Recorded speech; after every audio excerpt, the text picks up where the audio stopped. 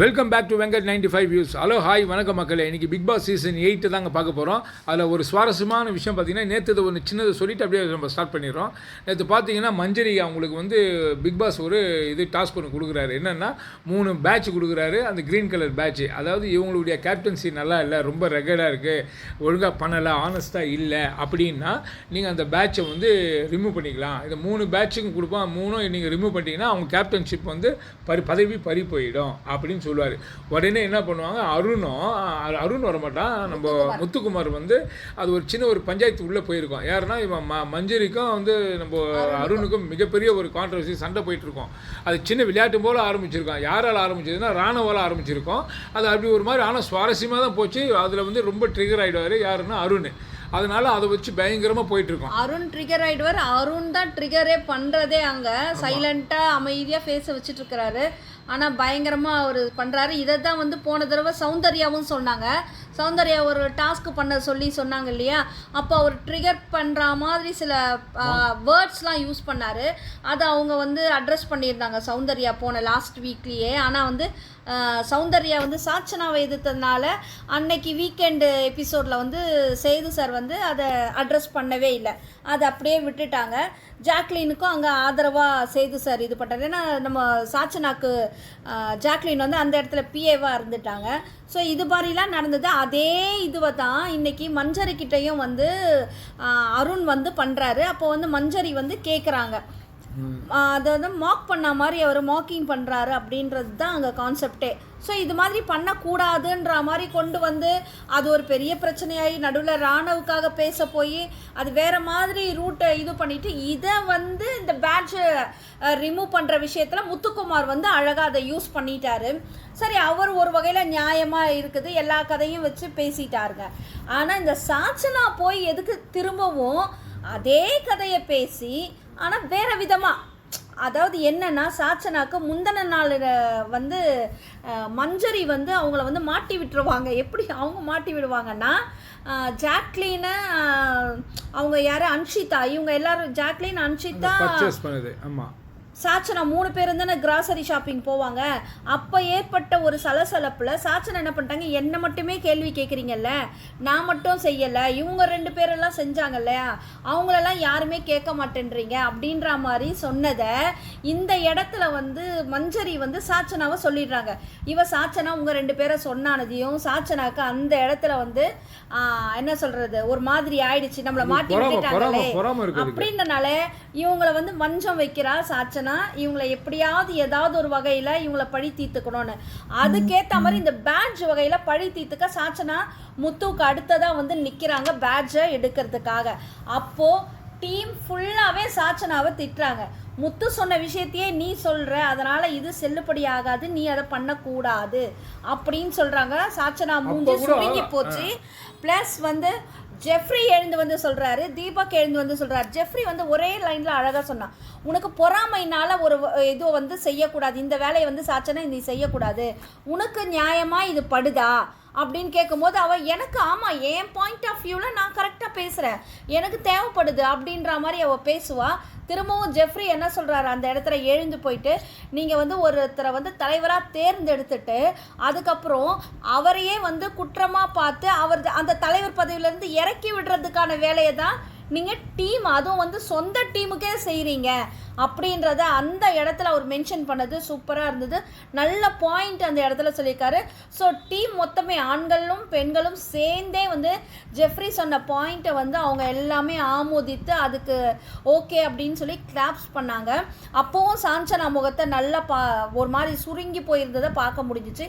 தீபக் வந்தும் சொல்கிறாரு, தீபக்கும் வந்து டீமோட சேர்ந்து எல்லாருமே சேர்ந்து சாட்சனாவை தாக்குறது கார்னர் பண்ணது செம்மையாக இருந்தது.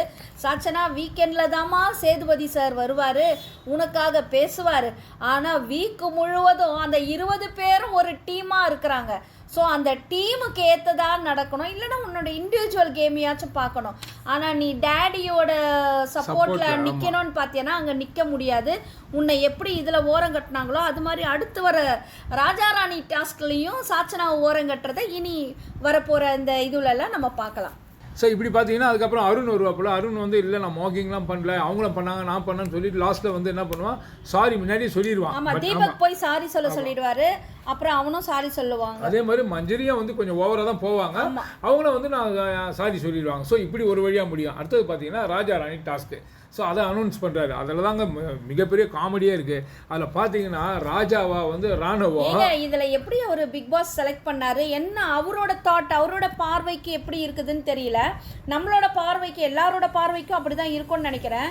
ராஜா ராணியாக இருக்க வேண்டிய ஆளுங்கள்லாம் வந்து மக்களாகவும், என்ன சொல்ற, மக்களாக இருக்க வேண்டியவங்கலாம், பொதுமக்களாக இருக்க வேண்டியவங்களாம் ராஜா ராணியும் அமைச்சர் பதவியிலையும் உட்காந்துருக்காங்க. ரயானுக்கு வந்து ராஜா பதவி கொடுத்துருந்தா சூப்பராக இருந்திருக்கும். அடுத்தது பார்த்தீங்கன்னா ஜாக்லினுக்கும் ராணி கொடுத்துருந்துருக்கலாம். அதை விட பெஸ்ட்டாக சௌந்தர்யாவுக்கு கொடுத்துருந்துருக்கலாம். அப்போ ராஜா ராணி ரெண்டும் வேறு வேறு நாடு இருக்குது.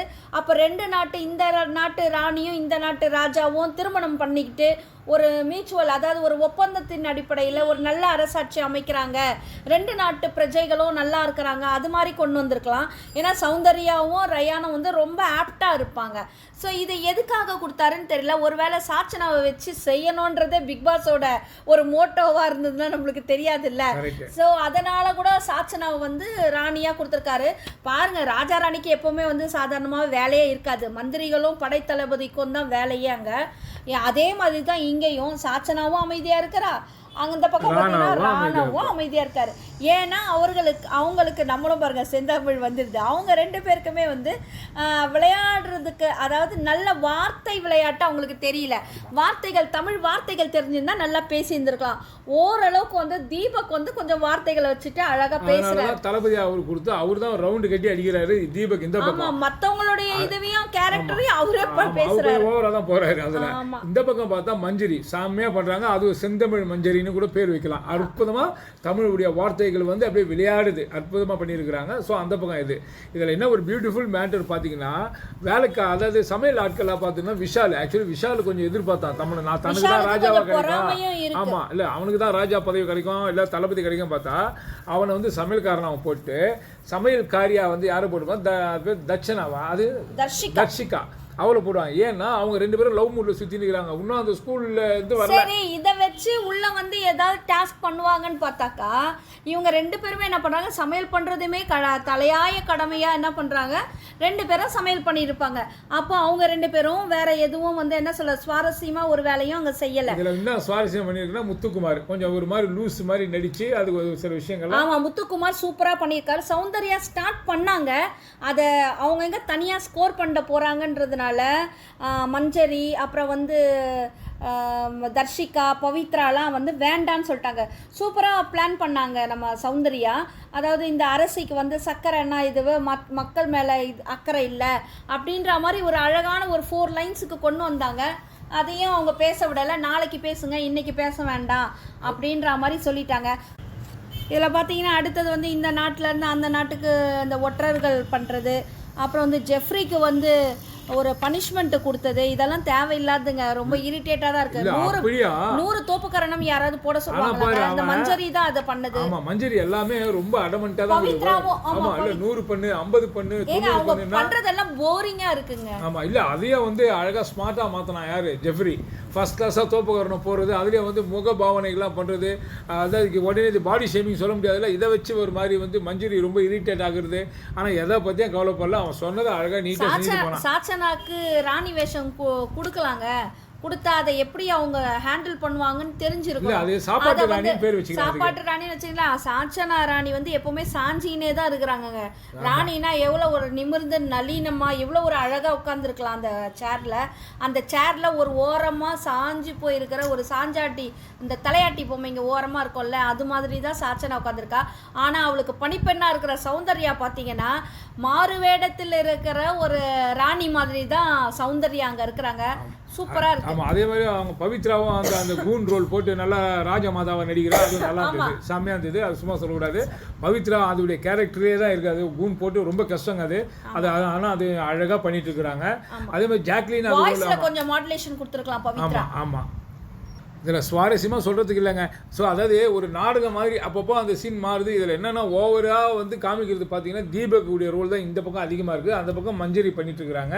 மற்றபடி அந்த அப்போ சமையல்காரர் ரஞ்சித்லாம் எதுக்கு வராரு எதுக்கு போகிறாருன்னு தெரியல. அவர் பேசுகிறது ஜென்ரலாகவே கேட்காது. அதில் வேறு அவர் ஒரு ஒரு ஒரு என்ன சொல்கிறது, ஒரு சாதாரண மக்களாக வந்து பேசும்போது இன்னும் கேட்கவே இல்லை. அதுக்கப்புறம் பார்த்தீங்கன்னா பிக் பாஸ் வந்து ஒரு டாஸ்க் வைக்கிறாரு. என்ன டாஸ்க்குன்னா களிமண் வந்து அதுதான் இது நாட்டுக்கு பொக்கிஷம் மாதிரி அந்த மண் எடுத்து பொருளாதாரத்தை உயர்த்தணும்னு சொல்லிட்டு இந்த பக்கம் களிமண்ணை எடுத்துட்டு போயிட்டு எல்லாருமே என்ன பண்ணுவாங்க, அவங்கவுங்க நாட்டுக்கு யார் அதிகமா செய்யறாங்கன்றது தான் அந்த கலைப்பொருட்களை செஞ்சா அதுக்கு ஒரு அவார்டு கொடுப்பார் போல இருக்கு. ஸோ அது ஒரு டாஸ்க் வைக்கிறார். கிட்டத்தட்ட இதில் ஒரு 4 பேர் அதில் 4 பேர்னும் போது இந்த பெண்கள் பக்கம் 4 பேர் இருப்பாங்க, ஆண்கள் பக்கம் 5 பேர் இருக்கிறதுனால அதுங்களுக்கு வந்து பொறாமை ஆகிடும். என்னங்க உங்கள் 5 பேர் அதிகமாக செய்வாங்கன்னு. ஆனால் ஆம்பளைங்க ஜென்ட்டாக 4 பேர் தான் அனுப்புவாங்க இந்த பக்கமும். ஸோ இப்போ 4 பேர் வந்து களிமண்ணில் ஒரு உருப்படியாக ஒரு பொருளை செஞ்சுட்டு இருக்கிறாங்க. இது வந்து எந்த அளவுக்கு மார்க்கெட்டில் விலை போவோம், அவங்களுக்கு பொருளாதாரத்தை உயர்த்துவாங்களா உயர்த்த மாட்டாங்கன்னு அடுத்த வீடியோவில் பார்க்கலாம். ஆக மொத்தம் இந்த வீடியோ உங்களுக்கு பிடிச்சிருக்குன்னு நினைக்கிறேன். பிடிச்சிருந்தா லைக் பண்ணுங்கள், கமெண்ட் பண்ணுங்கள், ஷேர் பண்ணுங்கள், சப்ஸ்கிரைப் பண்ணுங்கள். தேங்க்யூ.